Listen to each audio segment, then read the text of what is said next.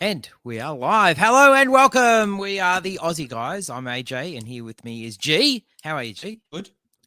And we have a special and we guest do today. have a special guest. It is that time of the year again. I mean, it's a great pleasure to talk to you each sort of, pre-draft period each year, Matt. And it's wonderful to get all the time. We always look forward to the one and the only Matt Waldman, and people obviously can find you at Matt Waldman on Twitter, and obviously the author of the RSP, which I feel is almost a bit redundant to sort of say these things. I think people know them.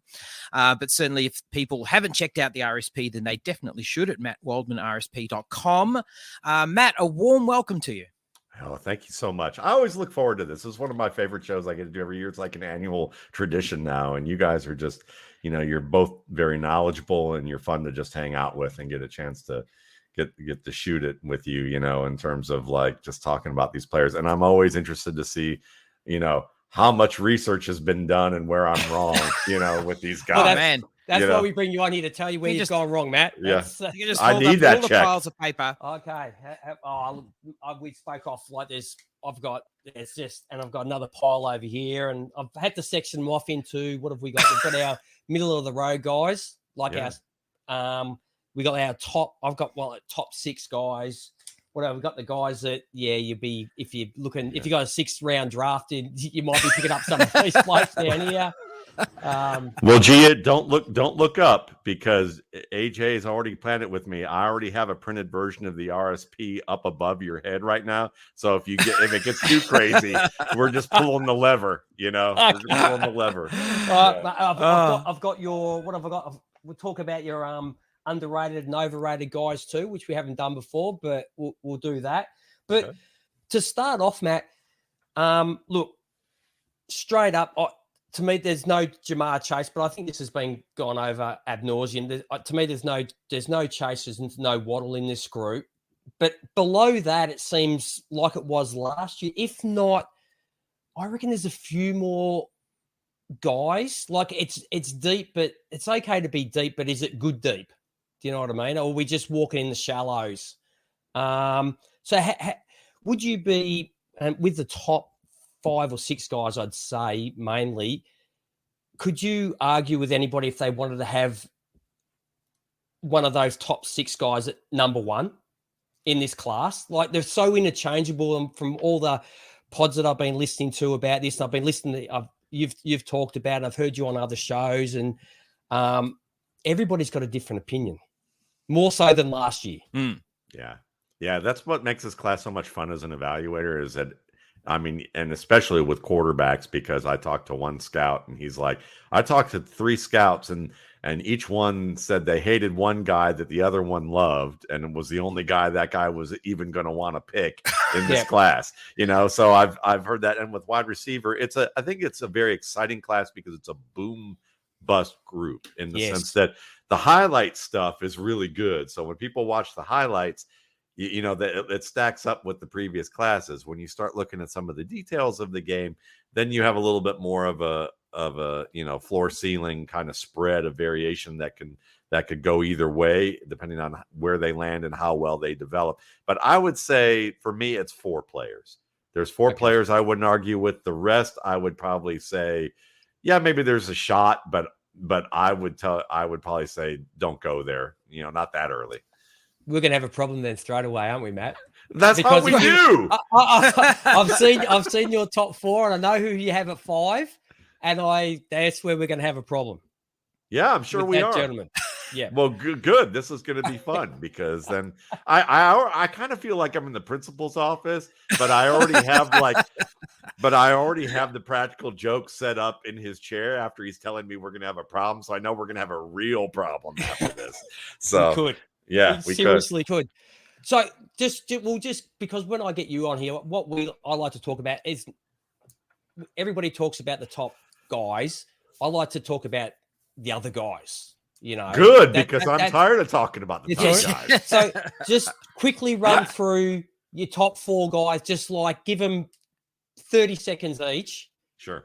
Name them and give it 30-second spiel, and then we'll move on. Sure. Without going in order, I'll just say Jameson Williams is one of my top 4 guys because he has a return, a specialist or a special teams player's mentality in terms of, with or without the ball. He has decent route skills. He has blazing speed. He has a little bit of issue catching the ball in certain circumstances that he'll work past. He's a big-time playmaker who can make plays all over the field, not just on the outside deep. Drake London, to me, people always talk about guys like Henry Ruggs and Corey Coleman and all sorts of speedsters before the draft, and they get drafted before guys like Mike Williams, Mike Thomas, A.J. Brown, and a bunch of other tall, strong, bigger dudes who actually can play football and play the wide receiver position rather than just run fast and go up for contested catches and catch 1 out of every 8 of them. So I like that Drake London actually is a complete football player and can play inside, outside for you. He reminds me a little bit of T. Higgins. I think he's a fine player. Chris Olave is my top player on the board, and I think that he is not far away from Jamar Chase and Jalen Waddle in terms of tier. He's far away in score from Chase, but not as far away from Waddle. He's a complete receiver. I think if he winds up with a top quarterback this year, he can be the most productive player in the class. Very refined skill sets, who tracks the ball extremely well. And Garrett Wilson, his running mate, like if Chris Olave is a more explosive version of Robert Woods in the sense of how I would say complete player, Garrett Wilson is a more is a more enticing version of Marquise Lee, who was the running mate with Woods at USC. A little bit more wild child as an athlete, makes a lot of highlight-worthy plays, but he has enough issues with releases against patient cornerbacks and physical cornerbacks, enough issues with clapping the ball with his hands and with certain decisions that he makes after the catch where he has to refine these things, or else the difference between him being a reasonable starter in a 3 or 4 wide receiver rotation and being the top guy, those things might get in the way of that on some level. So he's just a little bit, he's at the top of my second tier. Yeah. Now, just before we move, I just want to, I'm great on all those guys, Matt.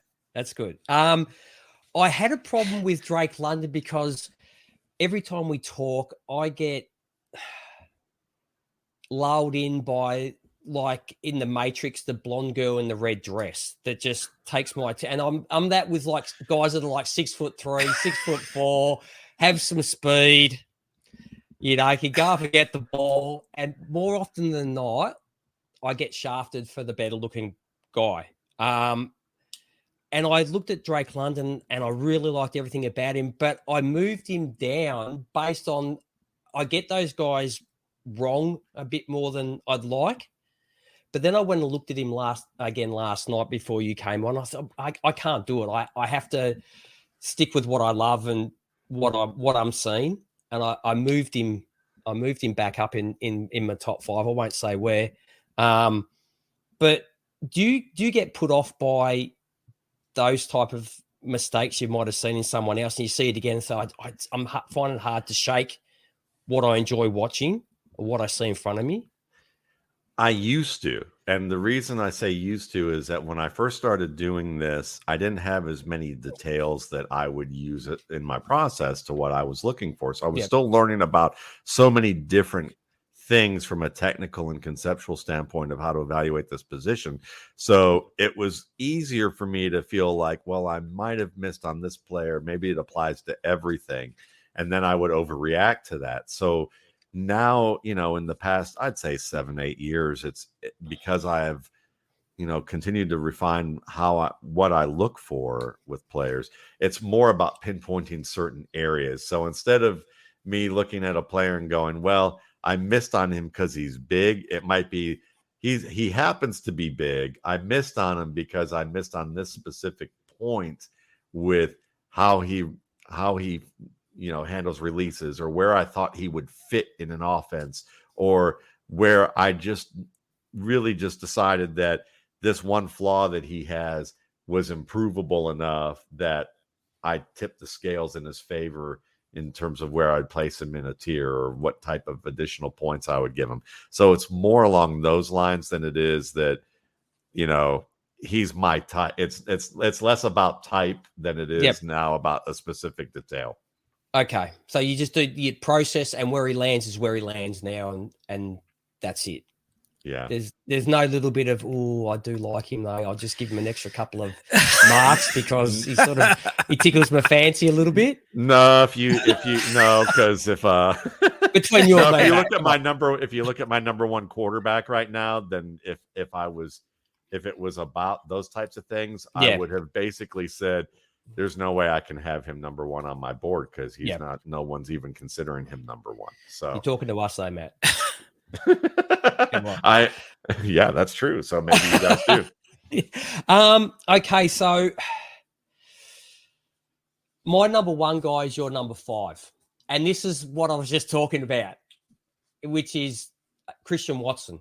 That's correct, isn't it? Your number 5 is number 6. Christian Watson is your number 6 guy. I have a real problem with your number 5, but we'll get to that. Maybe I'm looking at it from a fantasy point of view a little bit, Matt, and what he could be as a fantasy player. He's exciting to watch, though. But you go and watch. Like, I was concerned about like how he gets separation and releases, and then I watched him at the. I looked at all the footage I could find at the Senior Bowl, and thought, okay, I don't have to worry about that now. There were a few instances where it's still a little bit choppy, but it made me feel a lot better about having him there. But I just tell me where I'm going wrong on Christian Watson, because I see the catchability. I can't remember the game. I don't know if it was against Northern Iowa, where he's just running across the middle of the field. The ball's a little bit behind him, and he just snatches it out of the air without losing a step. And I just thought, okay, I don't have to worry about that. He can do all that part of it as well. I heard people say, oh, look, he's playing against lesser competition. He looks fast, and he is. That's the most ridiculous thing I've ever heard. How quick does he move between the 10s has nothing to do with who's around him. It's very true. It's like if they're slow, they're slow. But if he's quick, he's quick. And he's got some burst from, what is he, 6'5", 208 pounds? Yeah. Where am I going wrong, Matt? Well, this is the interesting thing. What I love about this show is that you guys know this, but you still play it with the way that you do this. Is like, where I'm wrong on the ranking, because in every chapter I write why rankings suck and why we do them anyway. Yes. And, but for the people really not here, I want you in on this little joke because I love the fact that you're just it's like, we've got a problem. It's this little dance. Exactly. Yeah. So I love the dance. So cue up the orchestra here. So basically, if I were to say anything about ranking a guy like Christian Watson number 1, is that it's clearly on one level a projection of what he can become, not because of competition, because the competitive aspect, I think people overplay that. The way I scout players is, to me, the most basic way, if I could hone down 1,014 pages into basically 2 sentences, it would be that scouting is about looking for the physical traits, the conceptual, intuitive, and what else did I say? Technical, athletic, intuitive, and academic type of theory of football, and seeing how a player is able to fuse that information together to generate plays that put himself or his teammates in position for positive outcomes. Doesn't mean that they're going to get the positive outcome, but they're going to be in position to have a positive outcome. And those things, when you look at Watson's game, you can project that there's a lot of things heading in that direction for him. And when you watch him, whether he's at North Dakota State or whether you're watching a team getting shellacked by another team that is far more athletic, if the player's fulfilling that maxim, then they're going to get a high score if you have in terms of your grading. And Watson's speed, it doesn't matter if the guy was as fast as him. Now, where the issue is do you have defenders who are patient when he puts. You see my arm positioning here, my body positioning right now, Matt. Yeah, Cross exactly. Yeah. Yes, Defensive. yes. Okay, yeah. talking about my boy. Yeah, exactly.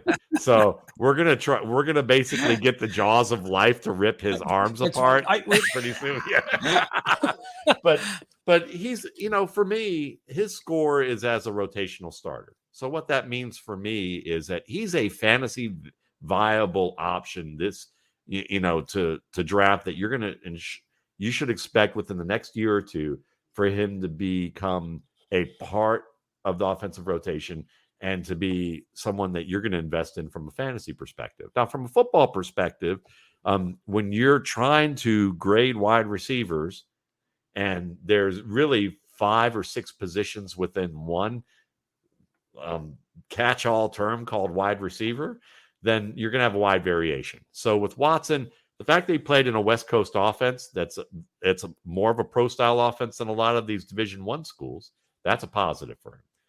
So he's going to have a little bit more experience with reading defenses and being on the same page with his quarterback in a pro-style system.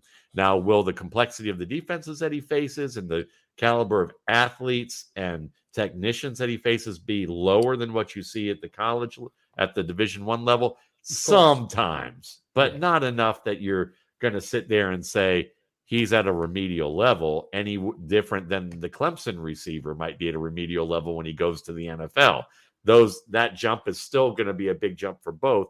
The difference is that Watson will have a little more familiarity with his offense so that his brain isn't as scrambled early on trying to figure out the new things and incorporate, he's already got a baseline of skills there.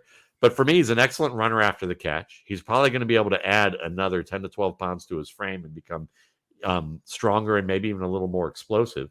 And, he has some minor issues with catching the football that aren't major. Cortland Sutton had some of these minor issues, and he's a good player. Overall, he's in my second tier, which is a pretty strong tier.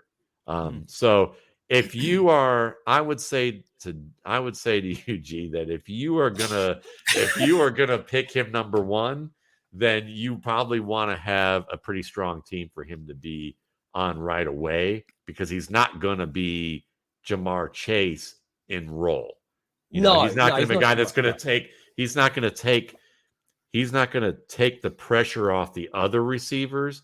He's more of a guy right now that the other receivers are going to take the pressure off of him, and he's going to generate huge plays because of that.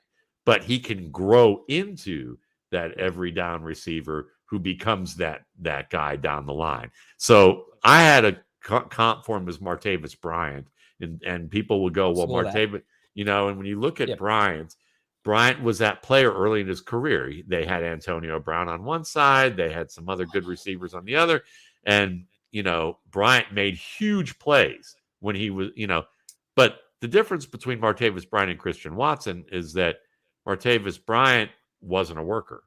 Yeah, it was between the ears and maturity. So we're not ranking them based on that. We're ranking them based on the field. If Bryant had Christian Watson, whatever's got going on with Christian Watson, there's a higher chance that he would have wound up a number one receiver or a high-end wide receiver 2 on an offense who could be a perennial 1,000-yard producer. Sorry, AJ. Sorry, I was going to say, this is the fascinating thing with this class in particular, because you can plant your flag because, at the moment, as G said, you look at mock drafts and you listen to people, and people's rankings are all over the shop. And then we're going to have the NFL draft, and then, things will happen in round 1. So Christian Watson goes to Green Bay, bang. He's going to shoot up draft boards, but it's going to go all over the place. I feel like this is a great year to plant your flag, like the AJ Browns of the world when he dropped, and you can just go with the talent. You're going to be able to get some of these guys really late. You can. Now, it's interesting you bring up AJ Brown, because when I watched him, there were a lot of people who were like, oh, he's just this raw athlete who plays in this basic offense in the slot. I'm thinking, no, he's a very refined player that people are overlooking. I think that Watson's a little somewhere in between, but you're right that, well, with wide receiver, as we know, with that wide range of grades that the NFL has, fit is massively important. Yes.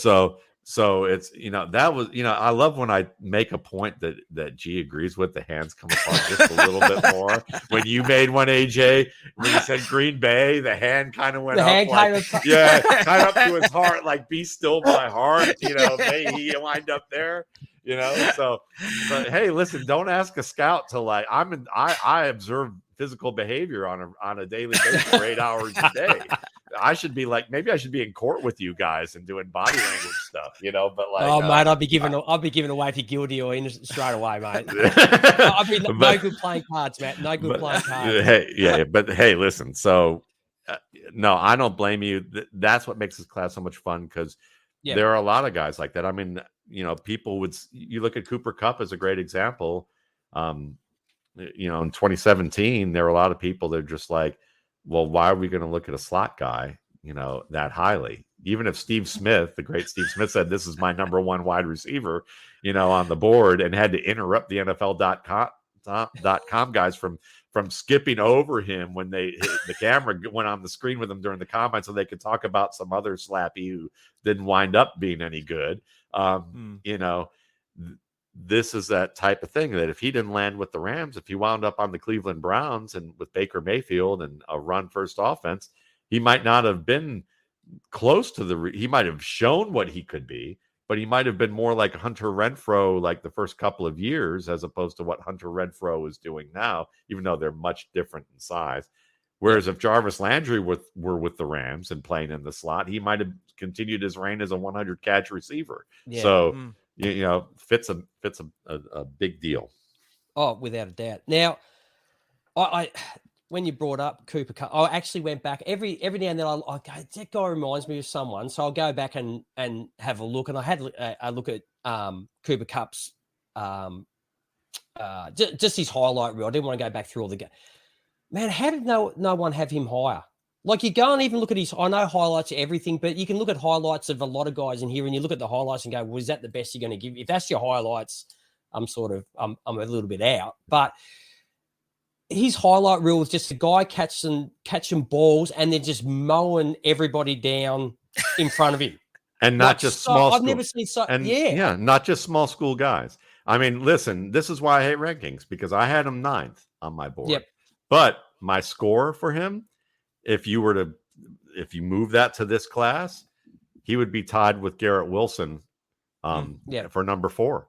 So you have to that's why, to me, the score is more important than the ranking. I hate rankings for that reason, because it's like those combination of things. You just go, listen, if he's above this certain line, it's about the fit then at this point, and he was underrated. People wrote him off. And part of it too is they don't understand how to look at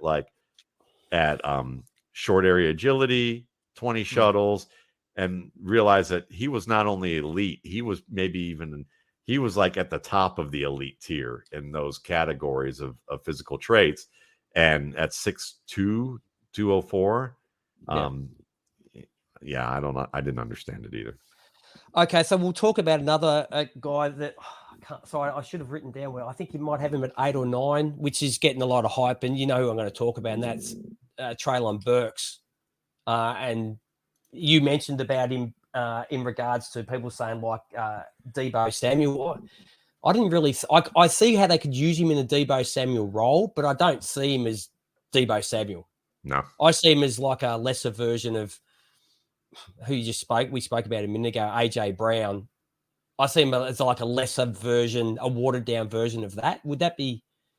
Hey, listen, I just did a Yahoo podcast with Matt Harmon earlier this afternoon, and we were both in agreement about Treylon Berks is that he's not Deebo Samuel, and he mentioned AJ Brown as one of his comps. I mentioned Kenny Galladay, because to me he's slower, short. He's slower, not as big as people thought. He doesn't have the same kind of route skills that even Samuel had, and Samuel had some work to do when he got into the league. He's just not as good, and he's not as good after the catch. But people seem to persist with that idea, and it's just more. I think it's more for clicks and eyeballs and appeal. And when I look at him, I think of Galladay when he was with Detroit. If you surround him with really good receivers like Golden Tate and Marvin Jones, who can run all the routes you need them to run, and you put Galladay in the middle and let his size and his speed win against shorter or slower defenders, he's going to look great, and he's going to get production for you. And then when you move him to the Giants with a quarterback who's struggling, and put him on the outside and force him to be the primary guy, he's going to come up short because he's just not that skilled of a player. And when you look at Treylon Berks, my issue with him is that press coverage is very important to play on the outside. And right now, he may have the physical tools to eventually develop into that, and may occasionally show a technical skill that's, at the point of that, like a kid, can they draw numbers? Do they know what the time sign is and multiplication sign is? But are they doing trigonometry yet? No. So, and I think Berks is at that stage of his development where when you plant a defender in off coverage in the path of his break, he doesn't have a finesse move to work around it. He doesn't have the moves to work in conjunction to make defenders get off their spot. And his default move is just to try and run people over, which gets him hung up, and the quarterback has to go to the next man on the progression. And he doesn't get open on those plays. And he may develop in that regard. And I think he has a high enough grade to develop into a contributor, or maybe even a starter, an every down starter, even in a 2 receiver set. But it's going to take him more time than immediately, unless he lands in the perfect situation where they use his open field skills and get him into space and throw him open on routes where he doesn't have to run anything sophisticated. He just has to use his size and speed to win because his teammates open up the field for him. In the same way that Chase Claypool was that way in the beginning of his career, in the first 5-6 weeks of the season for the Steelers, everybody went nuts over him. And then when defenders said, "Oh, he's the first priority now. Let's make sure in zones that we cover him first and let the other guys get open. Let's cover him tighter and on vertical routes. Let's jam him at the line of scrimmage." And ever since, Chase Claypool has not been remotely as productive as he was in his first 5 or 6 weeks of his career, because the teams were like, "Oh, you mean he's the priority? We'll stop him, and now we can deal with Deontay Johnson and Juju Smith-Schuster, later on." At least that's how that went. Did you find in this class, when I was looking through all the games, Matt, I looked through a lot of games, that, mate, they don't play a lot of press coverage in college football? Nope. A ton of zone. It's all zone stuff, which makes it really easy for these receivers to clock up catches. Like, he's had 13 catches, and it's at 3. Well, no wonder, because he's not getting pressed. The only team that I watched that plays really good press was Alabama. Like, they're in your face the whole time. Like, across the board, I think even Georgia gives you a little bit of room. And it's really hard to judge, because some of these guys, I'd watch 3 games and I've never seen play against press coverage for the whole lot. So I had no idea how they're going to be.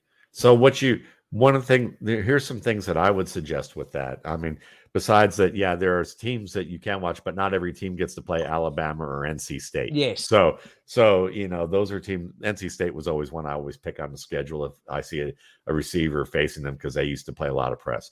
But the thing is that oftentimes the same release moves that they use with footwork and handwork comes against off coverage or at the top of stems against defenders. So you can see if the fluidity with their hands work in conjunction well with their feet, how they set that up. Even if the defender doesn't press them, are they using their feet well enough to set up their hands when the defender's playing maybe a yard or 2 off and doesn't give the bump? You can still look for those combinations. But you have to look through a lot of tape, or you have to have access to certain things where you can kind of queue up where the press coverage is and find it and look through those. But to me, it's you have to make it a given in most cases that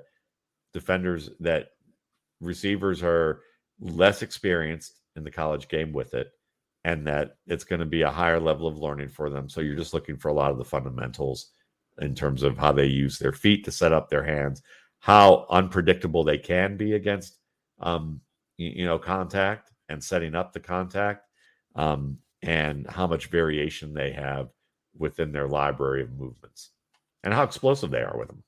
Yeah, okay. Now, talking about press coverage, your number 5 guy plays Alabama. Yeah. Mate, he struggled. He struggled. I found that he struggled against press like really badly. Like they stopped him completely, but you have him at number 5. Yeah. Now, you just gave Treylon Berks, he just became your can't break separation whipping boy. Yeah. Justin Ross. Yeah, because go ahead. Well, I'll tell you, the first game I watched was against Georgia in 2021. So I'm thinking that was this year. I'm getting confused with everything that's going on with COVID and football and whatnot. You don't even know what year it is right now, do you? No, I got no idea. I wouldn't even know the date. Okay. I have to remind myself every day.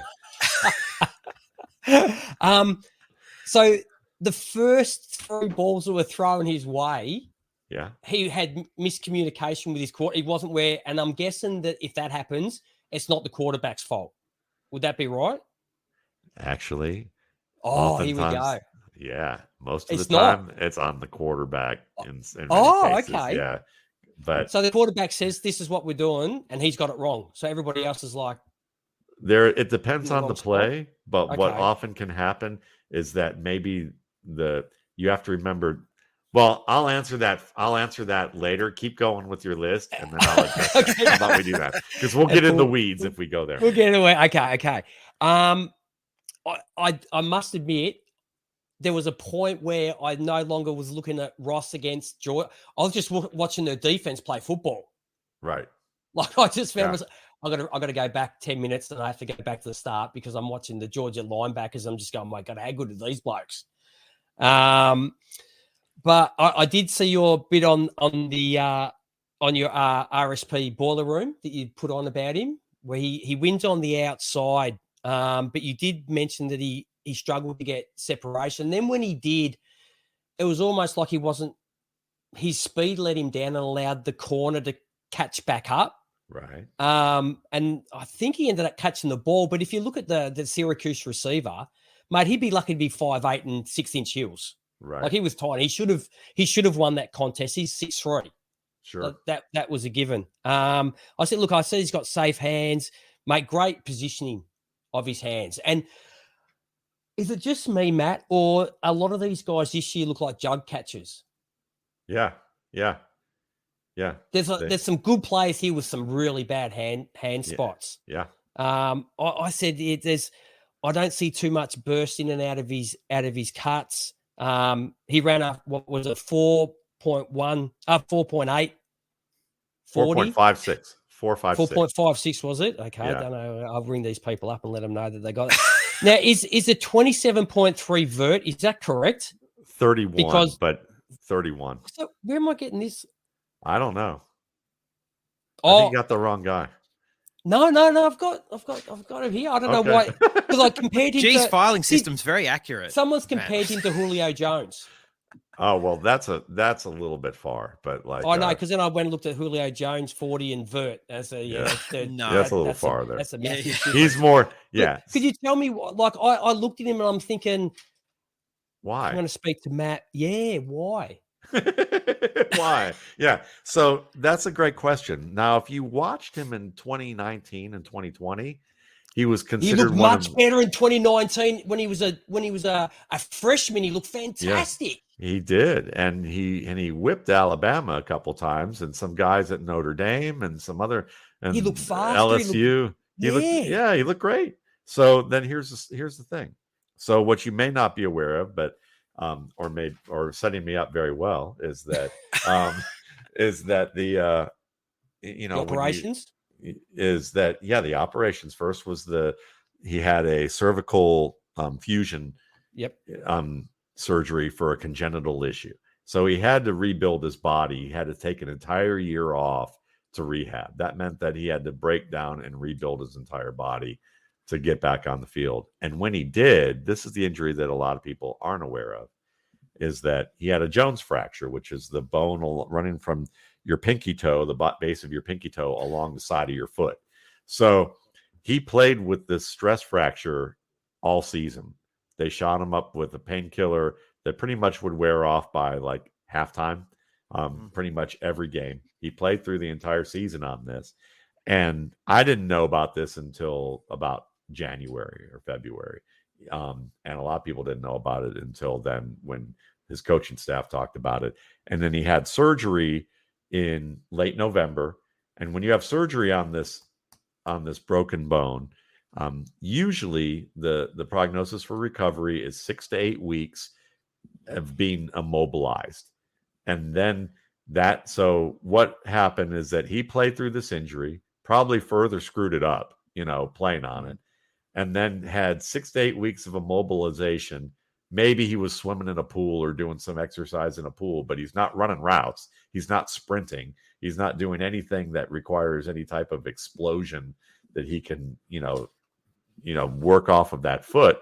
And then he has 6 weeks to get ready for the combine.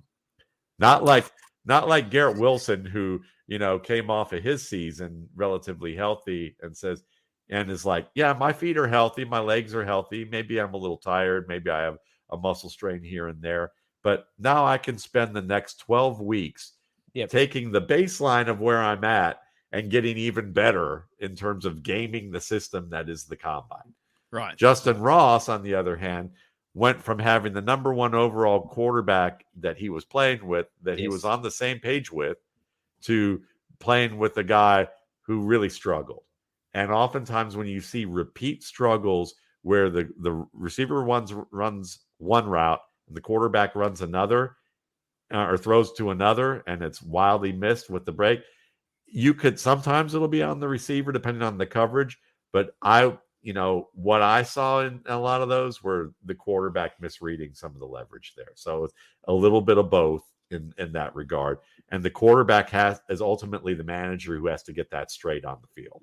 And if that continues to happen, and it didn't happen with him and Trevor Lawrence, then you can make a reasonable assumption that it wasn't all Ross, if you even would point the finger that direction. Now, when we talk about the athletic ability, I asked somebody who's a customer of mine who scouted for 4 different teams, who has advanced degrees in biomechanics and statistics, who's done analytics work for most of the league as a consultant, has done a lot of work in the areas of scouting and then the biomechanics areas of this. And he's no longer in the league, but he's doing some other work and more from a corporate level that he likes doing.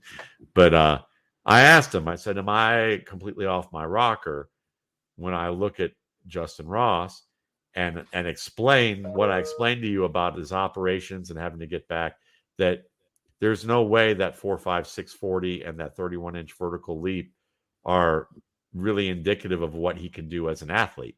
Yep. And he said, no, I'm shocked that he even ran that fast and jumped that well. After coming off an injury like that, it will probably be months before he's back to his full form. And so when you look at Ross and you think about, well, he looks slow in and out of breaks. He may not be as explosive as he once was. He seems to have trouble separating in certain instances. I don't think he was ever a blazer, but I think he was probably a high 4.4s, which is fast enough. Yes. Especially with his ability to earn position and to be able to. But if you can't be explosive with your feet off the jam, if you can't make the first man miss with a lateral cut, if you can't plant and explode out of a break because your foot's broken and you're playing through it the entire year because you have to, or else you're not going to get drafted. Matt. Don't want excuses. You had these things, then then you're going to wind up in, hey, look, I know you get them all day at your job, but like, listen, I make them to myself because I'm my own boss. Hey, well, there you go. Well, these are mitigating factors as opposed to excuses. So, that's at least the way I like to color it. But, to me, I think he's more of like a Hakeem Nicks of this era. Okay. Yep. And that's a good enough player who you can put on the outside or even play in the slot and can become a matchup problem because, as you said, he's automatic with his hands. He earns great position. He often works very well with his quarterback to get back to places. Yeah, his hand positions are fantastic. Mate, there is not even a handful of guys I found in this class that catch the ball like that. Yeah. I mean, ton of this these days for some reason. Yeah. Ton of this, ton of that. You and I need to start a receiver school where we just need we can have you come in and you can be we can play good cop, bad cop with them. And you can be the bad cop and explain to them that none of this is happening anymore. Yeah. I show gifs of these little girls who are catching the big bouncy balls. Yep. Who are first learn how to catch and they do this and the ball bounces off their face, and they're laughing about it. That's what these guys are doing. But Ross, man, no matter where the ball arrives and how far away from his frame it is, when his hands are up, they're together, So yeah. I mean, there's definitely a boom bust to his ranking because of the injuries. As with all of them though, Matt. Yeah. There's all bust and there's all boom to a ton of these blokes this year. Yeah, exactly. But from what I saw in the past with him, I'm more of a believer that some team's going to get him in August and go, he's far more explosive than we thought he was. Yeah. And we'll see how that goes. Okay. So there's all this middle group of guys that are all getting spoke about in one way or another, Matt. And I'll just read out a few names and you pick which one you want to discuss. Right. And that's, we got David Bell, Jahan Dotson, Calvin Austin, all very similar sort of. George Pickens, I'll probably leave out of that for now, but you can probably put him in there. Alec Pierce, all right, Skye Moore, and Wandal Robinson. So there's a group of guys there. They're sort of these guys would be the guys you're sort of picking up if you're doing your rookie draft, maybe in the second round sort of guys you'd be looking at. Some of these, yeah. Alec Pierce is terrific. I think that he's a player with a lot of upside in terms of he knows how to win the ball and earn the position necessary to make efficient catches in contested situations. He's very similar in profile athletically to Justin Jefferson. He's just not as skilled of a route runner as Jefferson was, but he's not far enough away that you would write him off as a potential starter in the short term. So I'm a big fan of his. Jahan Dotson's fun. I've talked about him enough. He reminds me a little bit of T.Y. Hilton. A lot of people talk about him. So I think he can grow into it. David Bell is fascinating because if he's like the Devin Singletary of wide receivers, Devin Singletary being basically not athletically, skilled enough to ride the ride of the NFL. If you go to the amusement park and they say, here's the minimum requirement for you to ride this ride, Singletary probably wouldn't have passed in a number of dimensions athletically, but he gets the job done. And Bell is a fine route runner against zone. He's an excellent blocker. He has terrific hands. He's tough. He breaks tackles. He has decent short area quickness. Oh yeah, I said not a burner, but he's not a burner. No. Yeah, he's not remotely. He's slow. He is. I mean, you could probably set your watch and then still use your stopwatch to click it off, after you run the thing. I mean, he's slow and he doesn't have much acceleration either. So he's not playing outside for you. But neither does Jarvis Landry.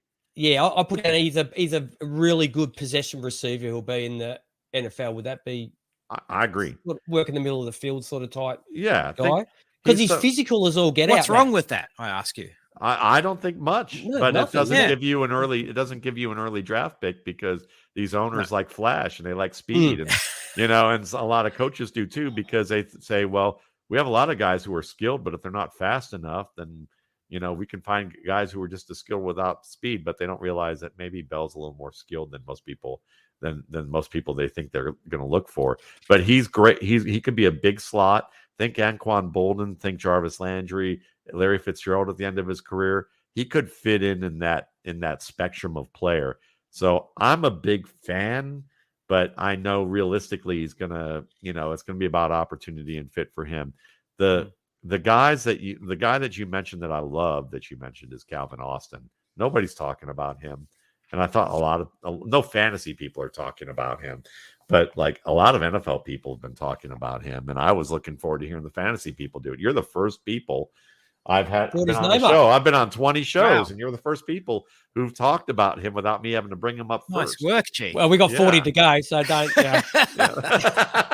But it's good. Like he's the fascinating thing about him and Wandale Robinson, and then we'll add Khalil Pimpleton to it, is they're all graded very similar on my board, and they're all very similar height, weight. They're the guys that 5 years ago we'd say are too small to play in the league, and that traditional scouting sources would say we'd put maybe a caution next to their name because we'd be afraid that they might get hurt and might not be capable of handling the workload. But now with all these spread offenses, you're looking at guys like Isaiah McKenzie, who everybody turned their head and just kind of laughed when John Elway made this pick, for the Broncos way back when, and then he ended up moving on and went on to the Bills, and now it looks like he's taken over the slot role, or potentially could.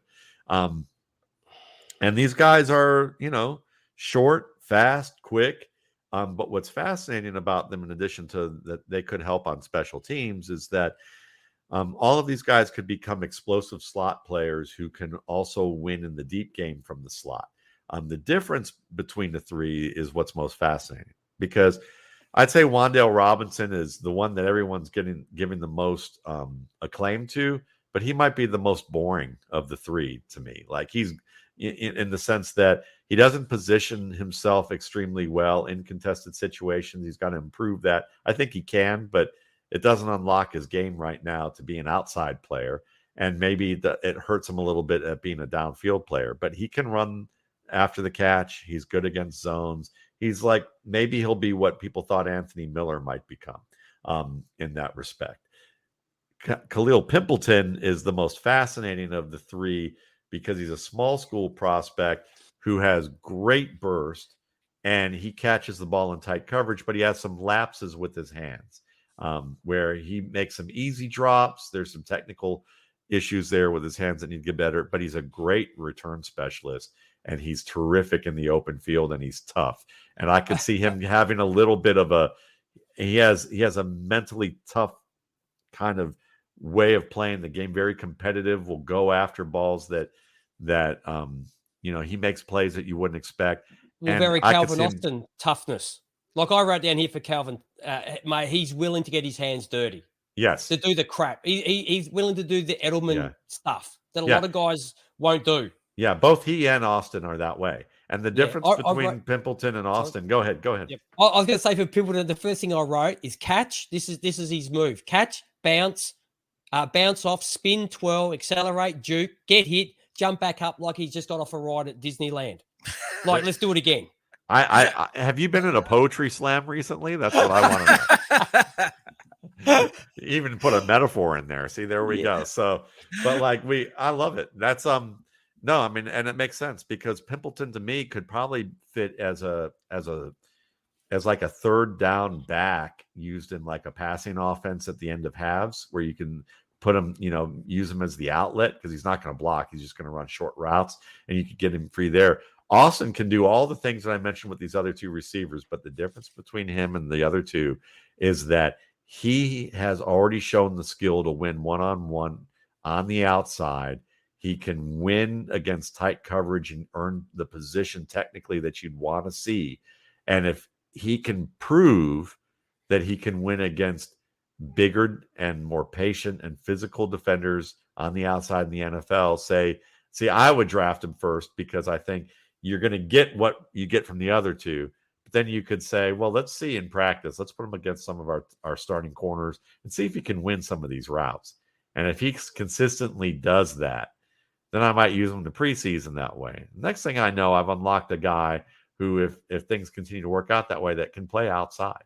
And if he plays outside and all that works, he'd be a top 5 receiver in this class. Yeah, I did write down here against press coverage. Is it, mate? Like him and people don't mention the size because that'll just piss them off because they don't want to be told that they're only 5'8", 5'9". They don't want to hear that because they don't play like that.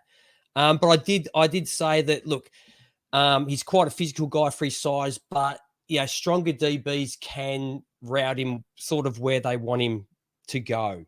So, and which you just mentioned that he's got to learn to sort of get through that to be a better receiver, especially on the outside. But he does. The one thing I did like about him to Pimpleton is Pimpleton does win on deeper throws, but everything, even contested catches, he allows the ball to come to his body. Yes. And that ain't going to happen in the pros. No. That ain't happening. Yeah. Where Pimpleton will use his hands. He's a hand catcher.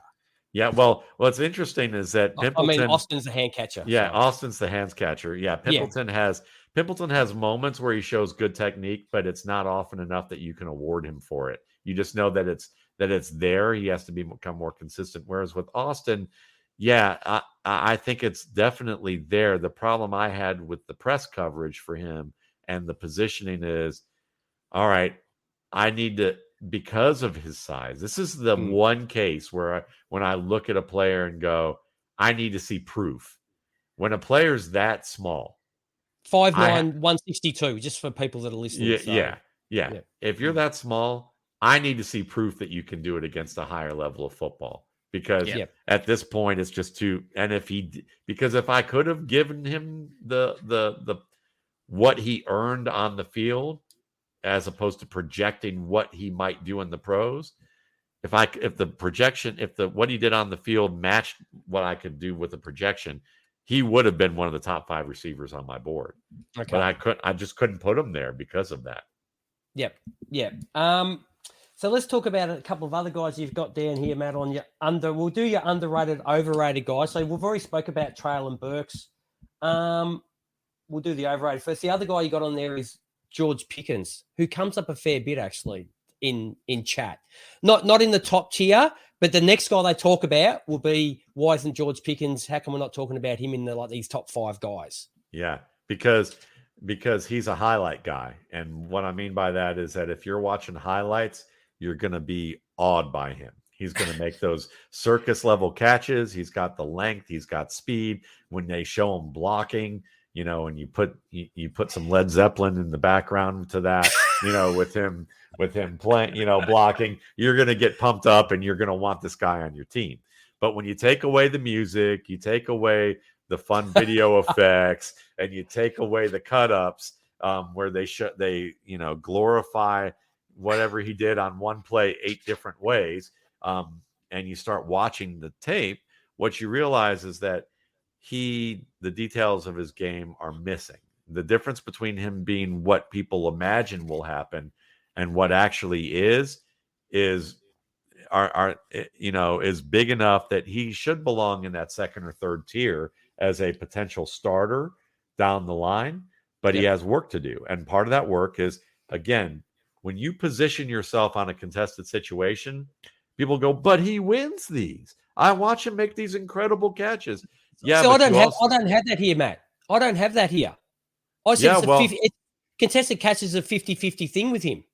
Yeah, they are. And the reason is because that's because you've actually watched more than highlight tape. So you know that. So that's the first thing, is that, you're not just watching the same play 8 million times. And the second thing is that I do like the music soundtrack side. I do too. I watch him at the end after I've watched exactly all this how tape, I do it. After I watched all this tape and studied all these guys, I go, you know what? Let's see if I missed anything egregious, something fantastic he did, because I know all they're going to put on these YouTube clips are the best things they've done in their career. Like I always say, we could make a 2-minute highlight reel of AJ. Yeah. 1 minute. Maybe not. Maybe 1.5. But I did say that's one of the things I said. I said he's got clean hands, but my concern is holding on to the balls with a vice-like grip in contested catches, and he struggled with that in college, mate. When you start playing against the pro guys who are way stronger, bigger men, he's going to drop most of those. He's not going to hold on to them. And the thing is if you put yourself in a position where you have to make these acrobatic catches when there's scenarios where he could have actually timed his leaps better and earned better position where he wasn't having to make these crazy adjustments. Yep. He would be a far more efficient player. And there's issues with his releases and with his routes that need a little bit more improvement too. Yeah. Yeah. Especially his releases and just the strength, like body strength to separate. Like he's not what was a play strength is not that great. Yeah. So you can see where it could head. Yes. But as I mentioned, I said to Matt Harmon today, and we were laughing about it because I could see him laughing and nodding about it, is that George Pickens is the type of guy where the people who come in like with, a couple months before the draft and decide that they're going to like dabble in the draft thing will love him. Whereas maybe people who are more, or people who have to watch 900 players every year and they finally got around to the receiver. Okay. So, and I respect a lot of those guys. They're great at what they do, but their requirements are different. I only have to watch 150 to 170 guys so I can focus a little bit more. But what happens, here's the rub that kicks me in the ass all the time when this happens, is that these guys who are, these guys who dabble in the draft and then spend their time reporting on the NFL or do other things, they'll say, oh, he's going to be a top guy, but the details are missing. And if it doesn't work out, well, no big deal to them. But if it does, and they'll say, see, I told you he did. But what happened wasn't that he was always good. What happened is that he actually developed. He actually worked at his craft.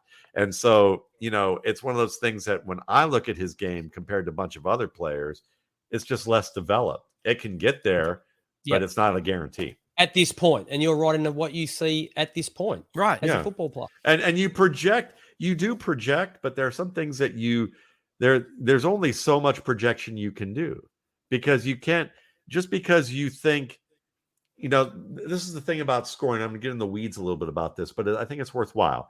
Say your tiers are separated so that you have star tier and starter tier and committee tier, and you have these 3 tiers, and say you're giving 5 points, each one is in 5-point increments. So like star tiers were 15, starters were 10, committees worth 5.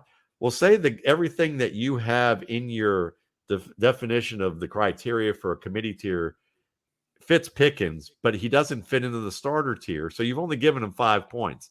But if he improves those 2 things or 3 things that he needs to improve, and you think he will, that he could be in the 15-point tier.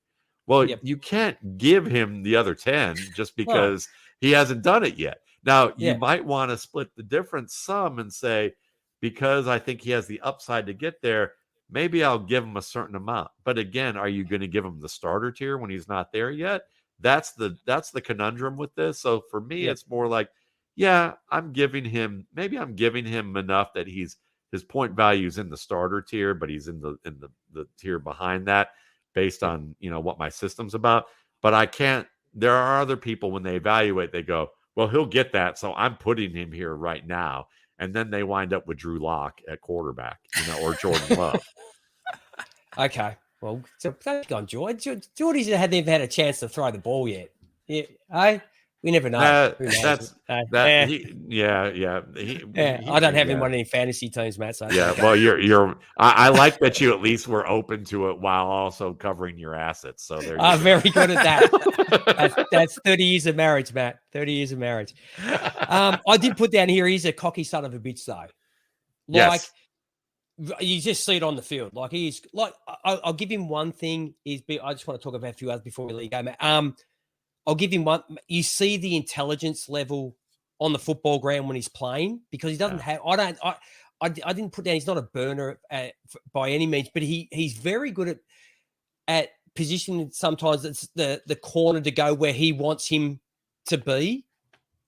So you see, there's hopefully, if he can work on the rest of his game, he's already got a good base intelligent level for playing wide receiver. So we'll move off. Okay. Here we go. We'll go the underrated guys. Yeah, here we go. Here we go. So we spoke about Justin Ross, who you have at number 5. We spoke at Pimpleton. How do you pronounce his name? Mackay Polk? Mackay Polk? Mackay Polk. Mackay Polk. Now, Yeah. I watched him. Now, here's another one, Matt, that I watched when he ended up playing at Mississippi State and he came from UCLA. Is that correct? Or Cal. Was it Close? Cal. Sorry, close. In the same state. Yeah. Right. Close. Sorry, Matt. Listen, you should not apologize to me because I know so few things about Australia, about your continent, basically. Well, when you get your ass over here, we'll teach you all about it. Yeah. So there we go. All right. He's like Justin Ross. He looked a lot better at Cal than he did at Mississippi State. Granted, his quarterback at Mississippi State wasn't that good. No. I don't know what his quarterback was at Cal, how good he was, but he looked a totally different player in the first couple of years, or was he there for 2 years? Yeah. I can't than he did when he moved to Mississippi State. I found him hard to work out which guy am I looking at. Well, you're looking at the same guy. You're just looking at a different offense, and that's expression of that. But that's where it becomes scary. We go, where does he land? Some players can overcome where they land, and some players can't. Yeah. And the games I looked at, obviously, you always look at the Alabama game, and mate, I'm not going to put anything on him because his quarterback was completely over. So was the offensive line was just crushed. Absolutely crushed. But what do I have down him? Intelligent use of leverage. He's got great hand. Another one who's got really good hand position. He makes a catch on the sideline. I think it was against maybe Texas 8. And his hands are ready. And you can see the perfect camera shot. He catches the ball but his hands are in the perfect. And I just go, mate, and the ball's not even there yet. And he's just got it, hasn't he? He does drop some balls though, Matt. Right. And then you go and watch the next two throws. One he had spent before it was in his hands. And the next one, I think it was tipped, but he dove for it and he really should have caught it. Like you have to make those catches in the NFL because that's a first down. Whether or not it was tipped or not, you got your hands on it. You couldn't bring it in. And I saw that a couple of times with you, Matt. It's like you see these natural hands and he said, fuck, mate, how did you drop that? Straight through. Right. I see this, and then I'm seeing this. Yeah. And again, those are some things that can be corrected, and they're correctable. Now, I do appreciate that your administrative assistant is feeding you information. Whispering in me. Sweet nothings, Matt. Sweet nothings in me. So she might like Mackay Polk, or she's feeding you this good analysis here with the hand position. But I think most of the time when you try and turn up field before you look the ball in bring it all the way in, that I don't worry about that so much. You don't? No, because but I saw it on a number of occasions though, Matt. It's like, is it something you're seeing? One of the catches was there was three guys sort of closing in, one trailing and two coming one from a right angle and one straight in front. And I'm thinking, is he thinking about the guy that can see in his peripheral already, even though in the NFL, it's an easy catch. You've got 2 steps before you get hit. Yeah. Is he thinking it? But I don't know that. Yeah. When I watched him, what I saw is that because I've seen him take contact to his chest, to his side or his back as he catches a target facing the quarterback or out of a hard break, or when he's in open zones and he can take hard contact to, either part of his frame.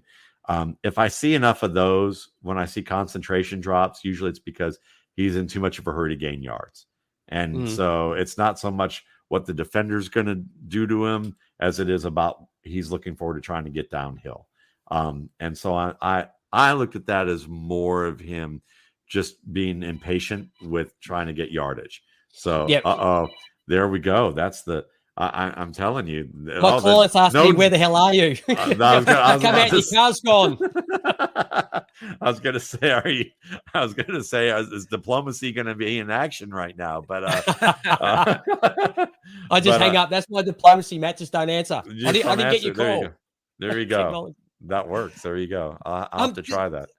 One thing I did notice about him though, Matt, is mate, I have a really hard time seeing him in the NFL just from his play strength. Like I just found him like quite a timid receiver after all his work's done before he catches the ball.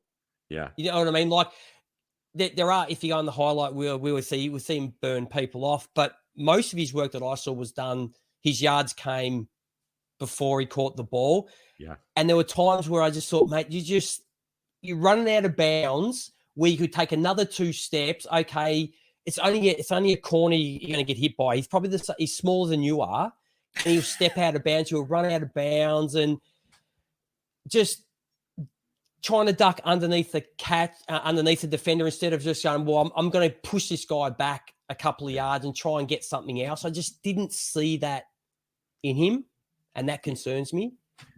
Well, it'll be interesting to see. I mean, like, to me, from what I saw with him, you know, he may not be a finisher in that regard, but I don't worry about that. Torrey Holt wasn't that way. No, okay. I mean, like, it depends on, you know, the Steelers won't draft him for that reason, but like at the same time, you know, he can wind up on a team where, you know, we're talking about a 3rd or 4th receiver who might emerge into being a possession receiver down the line if he improves in the areas that he can improve in. So for me, he's a guy that will probably make the team because he runs good routes, he gets open, makes the catches, and he moves the chains for you at the catch point. And that's enough.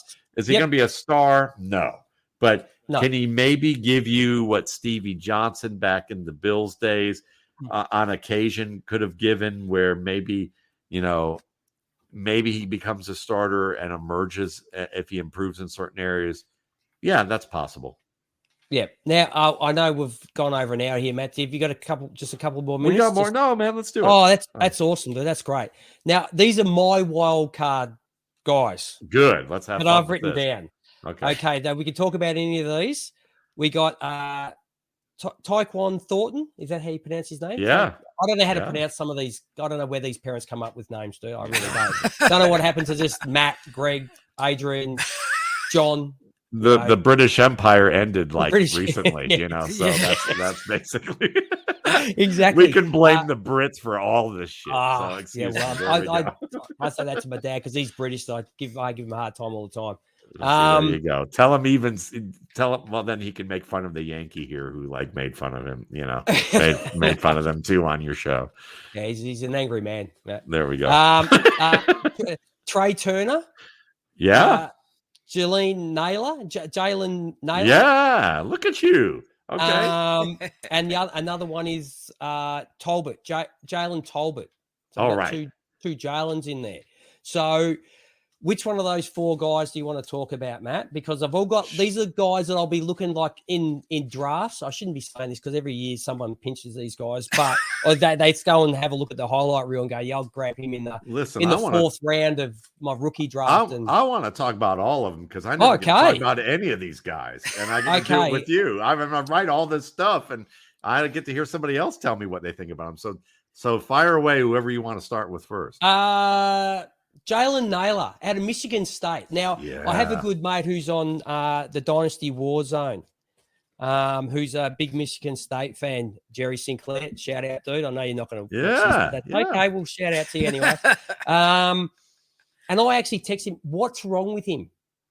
Why isn't he showing up on anybody's board? I went to watch him. I'm thinking, what's wrong? He gets injured a bit. So that's not a good start. That's probably why he's not on people's boards. But when I see good speed off the line, mate, there's not a lot of guys on here, Matt, and there's some guys on here. They're in my notes somewhere that the head snap back to the quarterback is like, dude, the ball should have been out 6 steps ago, and now you're snapping your head back. This is one of the guys. He grabs the ball and ball's in the handbag. I'm heading upfield. Strong hands. Will always catch with his hands where possible. Has the ability to climb the ladder. Has open field speed. He'd form a track star. Good fast acceleration. Ability to read the ball over his wrong shoulder. Athletic. Has good body control. Contact balance. constantly gets open downfield because unfortunately the way I look at Phil, Matt, is 1 minute you don't see them run down the bottom of the screen, and then the next minute he's gone, mate, how's he got 5 yards by himself? He's done punt returning, but yeah, like I said, his injuries have hurt him. So am I seeing something wrong in Naylor? I would say I liked Naylor, but I'd say the thing about him that maybe where people will probably think you're overestimating him is maybe his speed. His speed. Okay. His speed and his acceleration are good enough for the league, are probably good enough to contribute, but maybe not good enough to be an outside receiver. But a slot receiver, he's not. And here's the problem. As a slot receiver, he has enough short area quickness in terms of change of direction to be good, but he's not really electric with his acceleration and getting on top of defenders early. So in order for him to really transcend what you would say is good enough athletic ability, but maybe not where they want him as a starter, he's going to have to become a great route runner, like just an excellent technician. Number four, he's suiting up every week, but he's not seeing a lot of playing time. Is that what you're saying? Yeah, kind of. Yeah, he's kind of that. He's that player that you'll see some plays. You go, he needs to get on the field more. He keeps making good plays. And then, but the team never puts him there because they've seen enough to say, or, like to me, if everything goes right for him, maybe he can do what Deontay Johnson has been doing recently to an extent. But he's probably closer to Andre Roberts, the career special teamer who occasionally gets on the field. Yeah, who I loved Andre Roberts coming out of the Citadel, to be honest. Yeah, but we don't want that on our fantasy teams, man. No, we don't. But he's someone that in a deep league, you probably want to take a chance on him and see if he can elevate that, because I liked him too. There was a lot to his game that I was impressed with. Though I've listened to other people I know who were just kind of like, after we were comparing notes on players, and he's just like, I just didn't see it.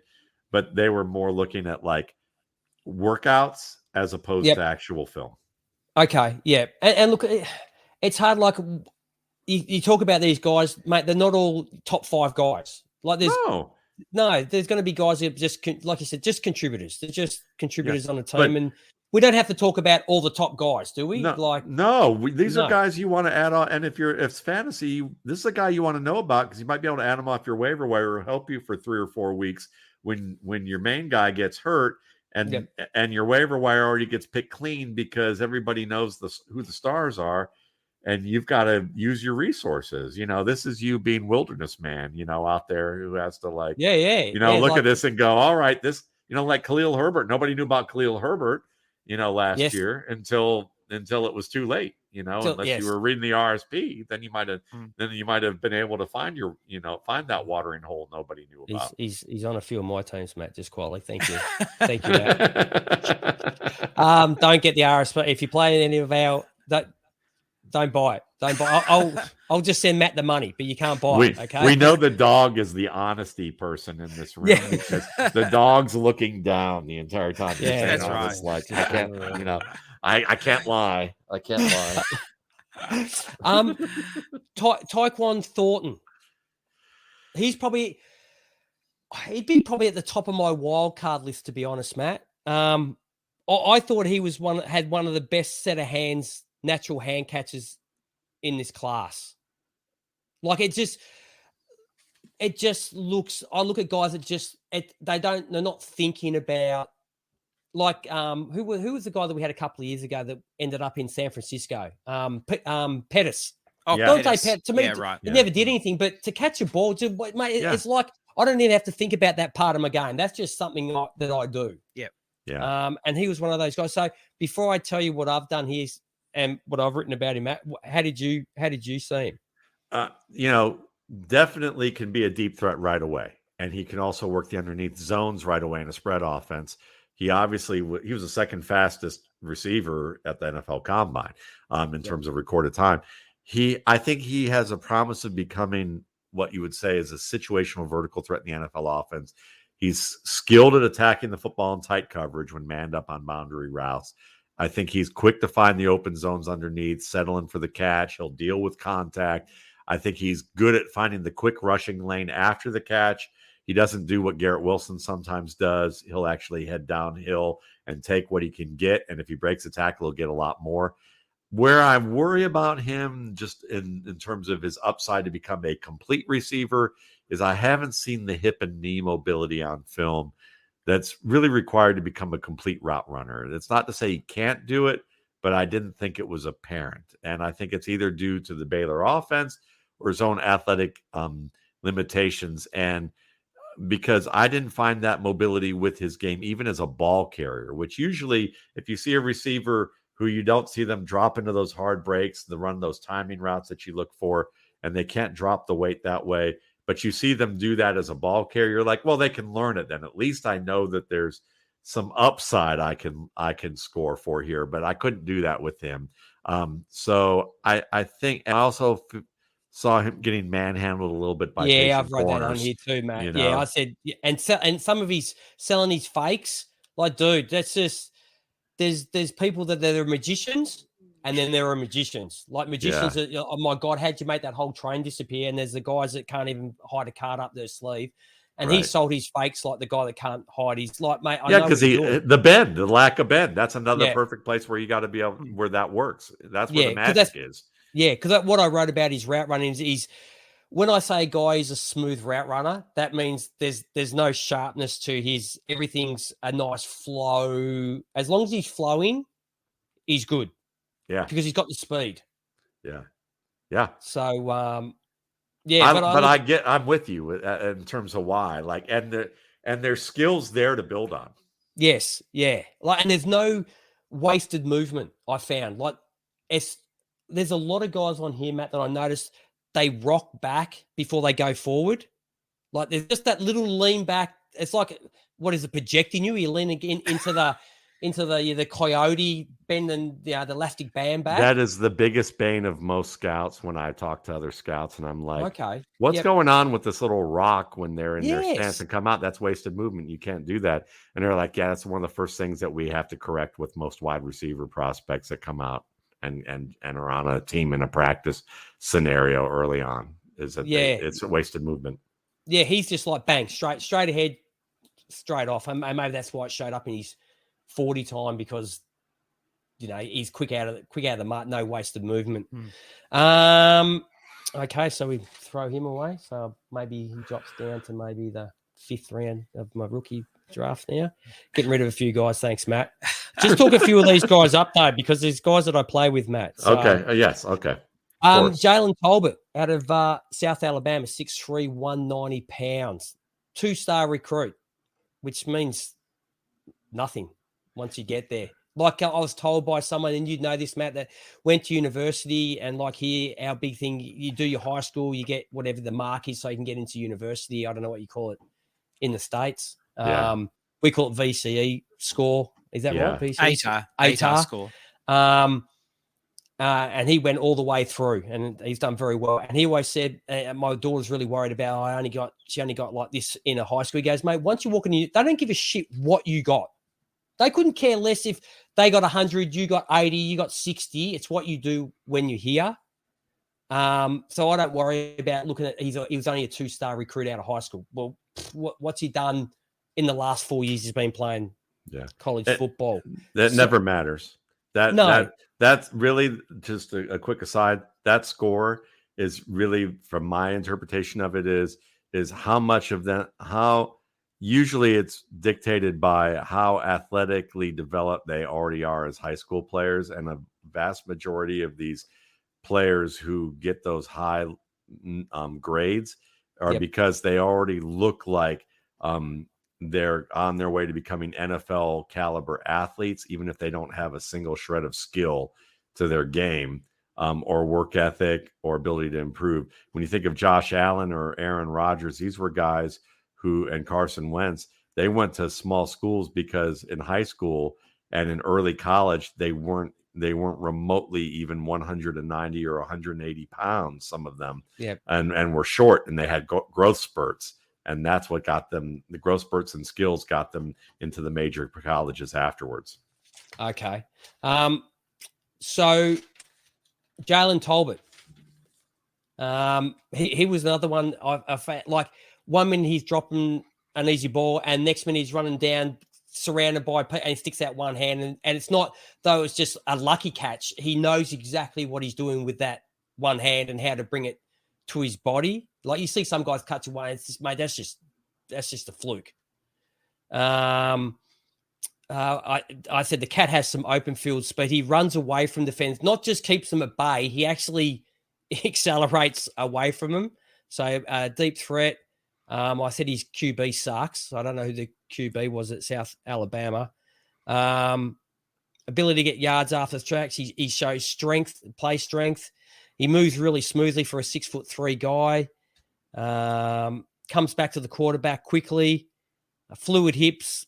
Minimal routes, all right. You don't see him do a lot. Snaps the head back quickly to the quarterback. What's the, all the stuff you're looking for, ability to judge the ball in flight, which is another thing I don't get. And I think we talk about this every year, Matt, is some of these wide receivers, mate, how do you not track a ball? That's your job. Yeah. You know what I mean? Like some of these guys can look away and then look back and pick the ball up, bang. And some of them track it, and it's just like, oh, shit, I've run too far. I've not run fast enough. Where you can see you've left 2 or 3 steps on the field. Yeah. But they don't get, that's the big misnomer that most fans have, is that these players are getting coached in the college level, and they aren't. They're being brought in as top athletes to have athletic advantages, and the coaching they get is minimal. If your kid's in a music program, that your kid goes to rehearsal and they give them the sheet music, which are basically the plays or the game plan. And then they have a rehearsal. They go, we're going to warm up with a scale, and have everybody play a scale. And then they're going to maybe play some little etude that they've worked out. And now if their kid went home and practiced that scale in all 12 keys and then started picking apart that scale and playing it in different patterns and doing all sorts of different things that you could do with it in all combinations, they would have great facility of their instrument and probably be able to play gigs somewhere for money within the span of about 2 or 3 years if they devoted 3 or 4 hours a day to doing that. But just like college football, there's only a certain hour requirement that they can practice. And when they have them run through these drills, it's not like they're going home afterwards. Some of them are, but it's the handful that get in the NFL and become starters right away. But most of them, they aren't running these drills with different footwork patterns in 8 million different ways to become unbelievably fluent at it and to learn all these techniques. They're just here to go, well, they're having me run a go route. I'm taller than most of these guys. And other than when we face Alabama, Clemson, and West Virginia, I'm probably going to match up well against all these guys. And they may even think I'll probably handle these guys who are good too, until they run into it and realize as a 20-year-old, oh, well, maybe I should have prepared. And then preparation isn't like practice the day before. It's like, I should have been doing this for 6 months. And that's the difference, Yeah. So how do you see Tolbert, Matt? I like him. He's a, or for us, you don't want to draft him if you're in G's League. Yeah, but he is an NFL caliber athlete. I found that he was better when the passes were pinpoint. He could make the contested catches on pinpoint catches. He had a little more trouble when the ball's away from his body. But I think part of that is that his hands get a little wide with specific targets that are away from his frame. So again, correctable. Whether it will be is another thing. I think he can get even quicker in and out of his breaks when he learns how to punch that boundary arm out of speed breaks. You take the sideline arm and you punch it back. You can get a little bit more of a sudden turn. So the potential's there for him to do that. Just has to get better.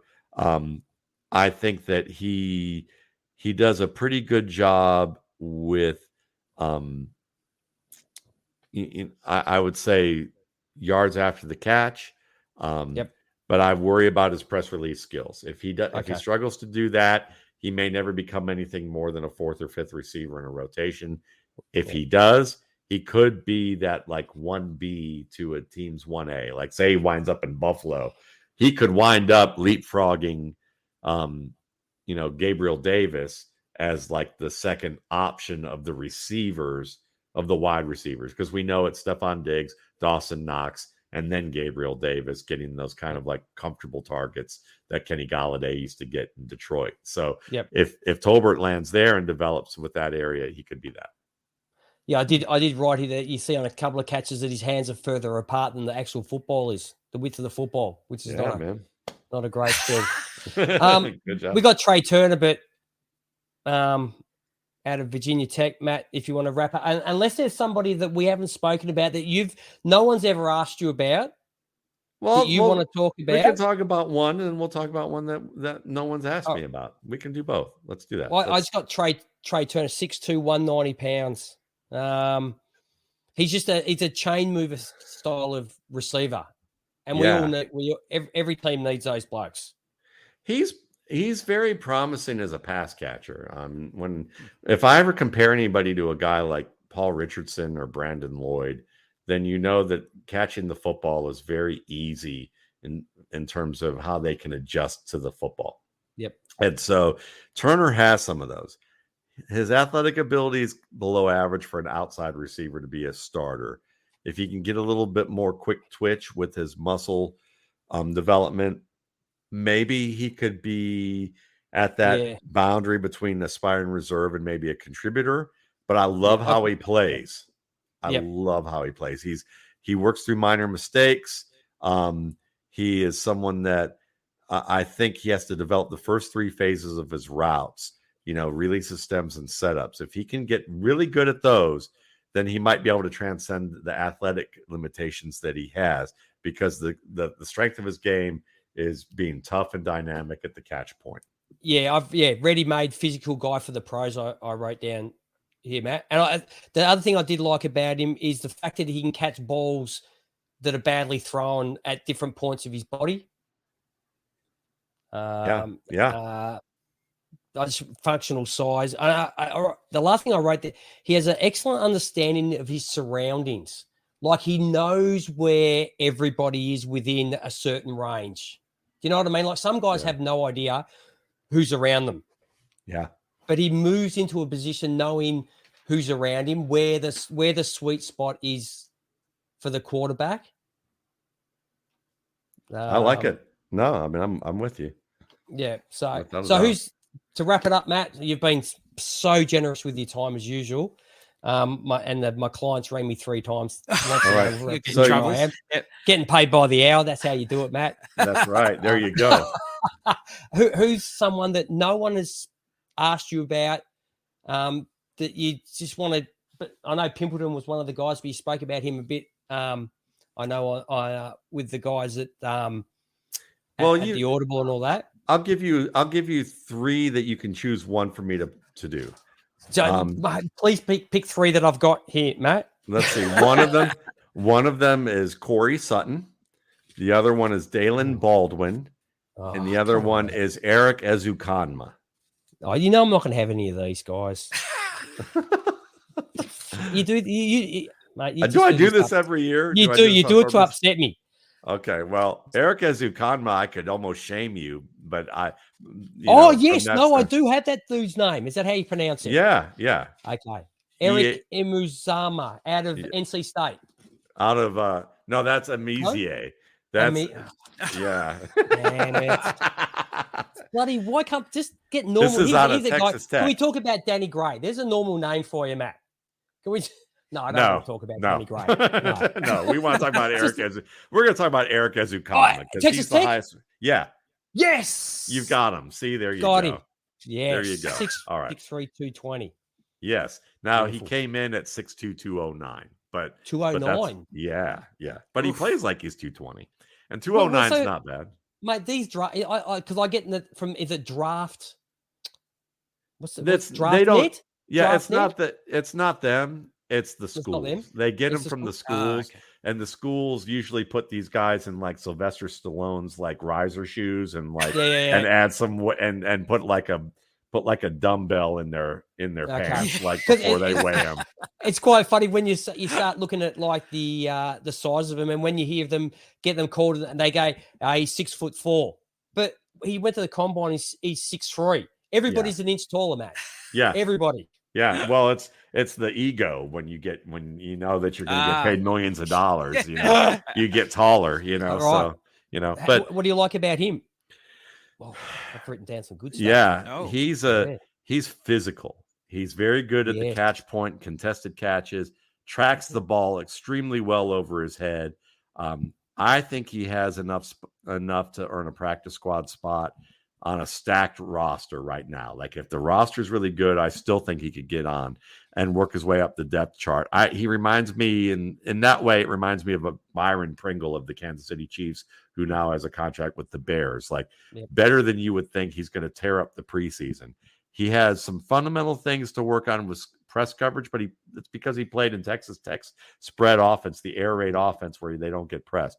But I think he'll get better at it, and is in terms of what he's shown with his hands and feet thus far.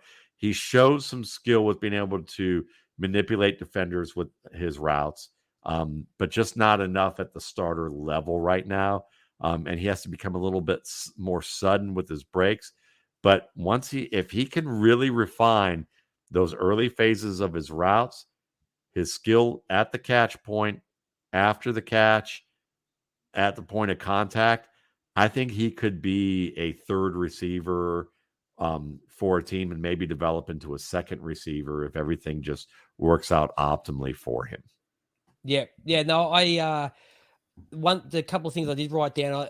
Every snap he plays 100%. Yeah. Like you see a lot of guys here.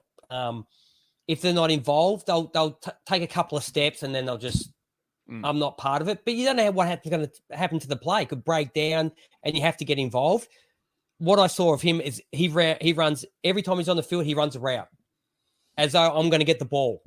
Yeah, even though he doesn't get the ball, that's how he plays. So I had him as a natural hands catcher, Matt, and just an intense football player. He just looks intense when he's playing. Yeah, and that's something you can't teach. You can't teach people that. Yeah, you want that effort. Yeah, you want the effort. So that's good. Okay, he's just. See, you had him. That's awesome. I did have him. I don't know about these other guys though, Matt. What was another one? Well, I was asking you to pick from him, but we can do. How about Dalen Baldwin? Dalen Baldwin. He's out of Michigan. Doesn't sound familiar. What about Romeo Dubes? I called him Smoking. That's his nickname. Yeah, there you go. He's great. He's great all the way into the catch point, and then he's inconsistent there. He like if Eric Ezukanma had Dalen, if you combine Eric Ezukanma with Romeo Dubs, you'd have a first-round pick. No, I don't have Matt. Okay, because I looked on yours and I said Matt's going to bring up some guys. I just haven't watched them. Well, that's okay. That's why I do what I do. Yes. So thanks. So and that's why you have clients who you're charging by the hour and they're calling you in demand. And I'm doing a show in the middle of the night, with you guys right now. No, but this is the fun. But no, seriously, Baldwin is a 6'2", 218-pound player, and from an evaluator's perspective, he's awfully fun to do because it presents a lot of difficult questions. Because he went to a small school, Morgan State, and then transferred to Jackson State, where he worked with Deion Sanders as his head coach, and then he transferred to Michigan. Very rarely do you see a wide receiver go up 3 levels like that during their college career, which tells you on this level that he must make good decisions as a human being. So because you rarely see this kind of elevation, he's obviously has a good feel for decision making to get him into position to do these things. Yep. So I like that right off the bat. Now the 6'2", 218 thing's pretty interesting because when you look at his combine, it's not that great. He ran a 4.65 40, which is deathly slow for a wide receiver. And then, his 3-cone drill was 7.23. And his vertical was 34.5 inches, which is kind of interesting and even his 20 shuttle 4.39 isn't all that great either. No. So he's not very fast, but he's very intriguing as a scout because you have to remember that players who play at small programs, those small programs don't get a lot of funding for their their training and conditioning. So if he came into Saquon Barkley, when he came to Penn State, was like a 185-pound athlete who, if you looked at his scores, they weren't all that great. And then when he graduated 200 and almost 30 pounds and looked like looked like Barry Sanders, but blown up a little bit, even bigger, Yep. you can see the difference of what a major program can do. So the fact that he's 6'2", 218 already, but he's just slower and not as explosive, maybe he could get more explosive. Maybe there's a little room for that. And if there is, then you start looking at the skills. And if that happens, then you're looking at a guy who he has good closing acceleration to the ball. He has explosive short area bit moves when it's required to use precision. He can be violent with his hands. He's tough as a receiver. He can take hits. He tracks the ball well. And so I think that what's going to be fascinating is the odds are likely that NFL teams, because they didn't invite him to the combine, said, we think he's maxed out as an athlete. He's not going to get any better. But if it isn't the case, then I think he's someone that could become a primary starter if his athletic ceiling is higher than what we've seen. Okay. So the last player is Corey Sutton. Okay. And he's out of Appalachian State. And he went to Kansas State as a high-end prospect, but he got busted for pot, and then he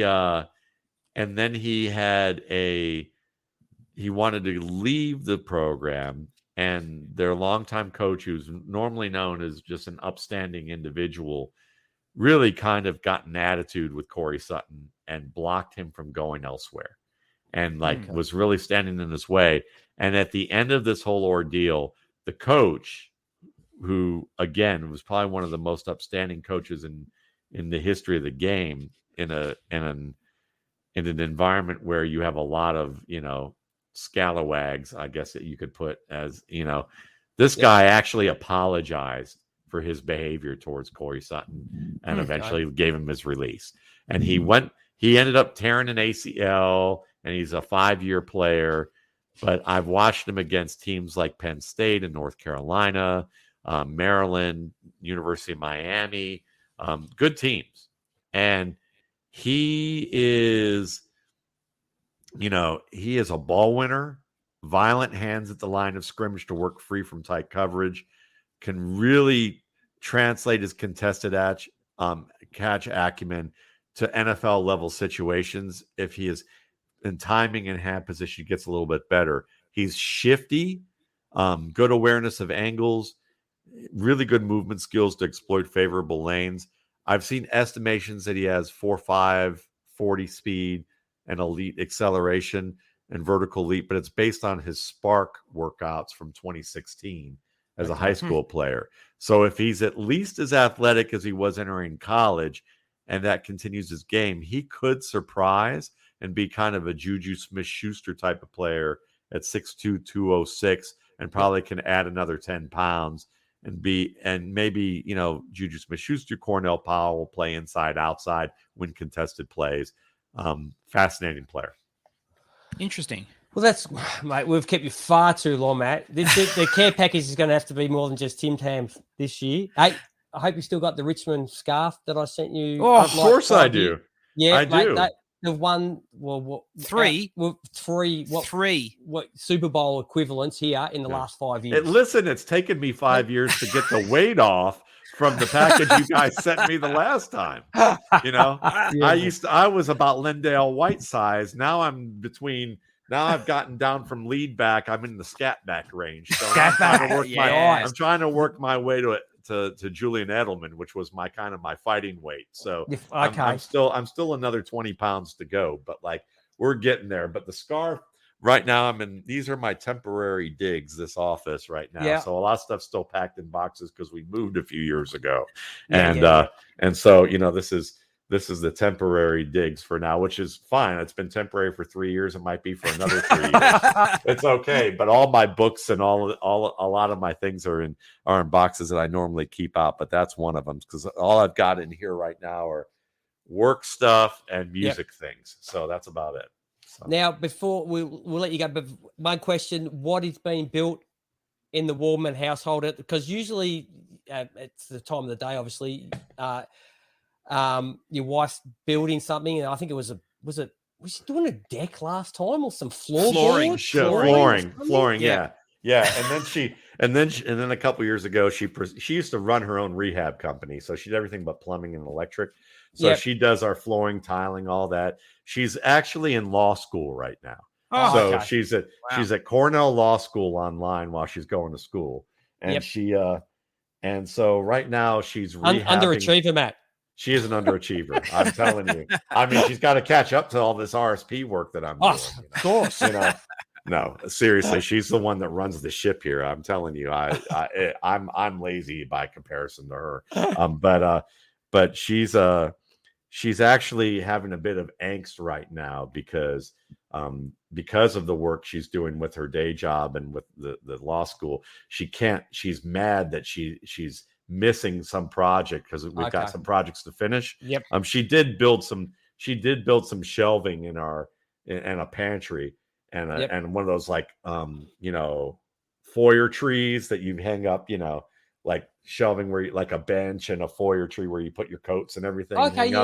But she built some shelves, or she built some cabinets, and last year around Christmas she took her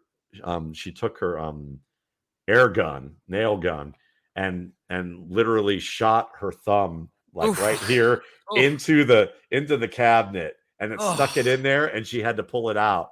And she tells me an hour later, I come downstairs while I was watching some player, I don't remember who it was, come downstairs, and she's like, she's holding her hand funny and shooting her thing with one hand, and then she's dabbing it with some paper towel, and I go, so what happened over there? And she's like, oh, I feel so silly. I shot my hand into the thing. Now this is a gun, this is a gun, so I'm like, but I know my wife. So I'm like, okay, I'm not going to be able to go, we got to go to the hospital right now. Cause she's as stubborn as I am. So I was like, okay. So I had to slow roll her. So I had to go, let me take a look at that. I'm like, wow. I said, and you're still able to work? You're able to move it? Yeah, it's getting a little stiff, but I'm okay. I'm like, okay. So I go back upstairs, start looking up hand injuries, and then I come downstairs again. And I go, so have you put anything on it? Like some Neosporin, some sort of antibacterial type of thing? Because you just shot a nail into your body, right? I know, she's like, not the cleansing gun, man. I haven't done that yet, right? She's like, okay, so let's go upstairs. I start putting that on her. And I'm like, how can you move? It's getting a little stiff. I'm like, yeah. I said, how about this? If you still have some difficulty, because, you're not going to be able, you usually use two hands with this thing, right? You don't want to shoot your toe off now. So you think you might want to go to the emergency room? Like, well, maybe a little bit later, okay. So I come down, and now it's been an hour. I come down. And she's like, yeah, I'm having trouble moving. I'm like, are you ready now? Like, can we cut the baloney now that we've had enough of the foreplay about all this, that we can you can go to the hospital now? And she looks at me and she's like, yeah, okay. So we go. And of course they treat it like it's a gunshot wound, because, and she literally missed every nerve she could have hit. And they were like, and she was better within a week, just hand exercises. But literally, it was a miracle shot. They said she was lucky she didn't need extensive surgery, because the nail she shot in was this long. It literally went in through here and did not hit a single nerve. Yeah, that's lucky. Or tendon. Yeah. See, so mate, why are you making a big deal about taking to emergency? She was fine. She was fine. Just shake it off. That's what I'm saying. That's what she said to me too. So it's like, but so needless to say, she's raring to go and she wants to shoot some things up, but it hasn't happened yet. So oh well, that's great. That's because usually there's something going on in the background, but beautiful. Well, I'll let AJ wrap it up. Seeing he's spoken a fair bit. I have. Well, this is your show, G. I know. I love doing this. Admittedly. You're like the limo driver in this. You're like, I am. He's in the back. I'm Very waiting much for so. like somebody like you to. We need to get you a window where you can have the power window that when he starts acting up, it just goes up so that you can ignore his antics when that happens. Oh, look. G, I like that. well, both you and G helped me out wide receiver wise, and then I throw IDP back at him. So in the drafts, I'll say G will always message me, AJ, give me a linebacker. Is it time? Is it time? I think it's time. No, it's not time. Wait. Leagues, obviously, Matt. Okay, go now. Yeah. Which one do I want? That's most of the leagues I play in is IDP. I love IDP. Those are great. Yeah. No, it's good. It's good. Oh man. Thanks, Matt. You've been, mate, look, way too long over, but we really appreciate it. Listen, I enjoy it, Matt. I really do. And I love do that too. we I talk wouldn't about keep people that, that nobody else does. Nah, that's the best part. Like, it's good to talk to you and talk about guys that we like, that we know are not going to be, they're going to be like maybe third string, but they might show something. And that's the best part is, will they become what we think they could become? They're not going to be number one. Sure. But could they become like really good contributors on a football team? We'd be wrapped if that happened. See, you have a scouts mentality. You may host a fantasy show, but you totally have a scouts mentality, because most of the fantasy people I talk to, they're like, we're not going to talk about them because they're not going to mean anything. And then they're the same people going, who was that guy? How would anybody have known? And we're like, well, if we talked about that guy, you might have found that out. You'll hear these names day 2, day 3, and you'll go, ooh. Well, that's a good part too, Matt, is when the draft comes around, you sit there in those days and you go on, now these are the guys I think are later. Who's going to go first of the guys that I like? What teams, what do they think about them? Yeah. And then you hear one that laying on damn, he's got a bloody chance. Yeah. He's got a chance, and so or that's a good vice versa. Or vice versa. He's done. He's screwed. Yeah. Like Rashad Bateman ending up Rashad Bateman in Baltimore. The talent rises. Hopefully. All right, Matt, you should, I don't know what time it is there, but it's probably late. Yeah. No, we appreciate your time so much, Matt. And it's a pleasure. Now I got to go make noise while my wife is studying. I'm gonna go practice some music now. So. Sax? Yeah. Sax or the bass? Probably both tonight. I know. I've heard. Yeah. So I listened. there we go. Hey, good. I'm glad to hear. Always, Matt. Always. All right, man. You guys take care. Thanks so much, Matt. Thanks, Matt. My pleasure. All right. Ciao, man. Take care. See you later. All right. So that was the amazing Matt Waldman. And mate, how good is he with his time? Well, that's out of control. That is nuts. We take advantage of Matt. Really look, but by the same token, he does enjoy. I mean, the work you put in, G, I think, is he did it to me again. He pulled 2 players that I haven't looked at, but it goes both ways. He enjoys the work that you put in, and some of the players that you're able to kind of pick out of that sort of, the next, not the next tier, the next tier, that tier. The bottom feeders. That's right. That's right. But I appreciate it, G, because some of these names, it was like last some year. Some of them you won't even hear about again. Well, sure, but it was like last year with Josh Palmer, and I was like, after the Josh Palmer, Josh Palmer? Tell me about this guy, and you were like, he's good. AJ should be very happy with that. Yeah. And I was like, oh, good. Yeah. The G stamp of approval. All right, so G, I know your client's been calling you. Might get in trouble. No, it's not the one I'm working on. Okay. I told her I was doing this. I don't know when I'll be back. Oh, okay. All good. Anyway, thanks so much for tuning in, everybody. Thanks, and hang around. Yeah, we've got a few things planned. We are going to do linebackers. I might get someone like Tom Kislingbury or whoever I can get on. Running backs coming up. Running backs coming up. So we've got a few things planned. Yeah. Don't ask me to do QBs because no one cares understands about QBs. No, but also it's just, I don't know. We don't have an eye for it, and also I don't know. I don't even know if anyone does. I don't know if the NFL does. No, unless it's obvious. Exactly. All right. Thanks everybody. Till next time. On behalf of G and myself, we'll catch you later. Ciao.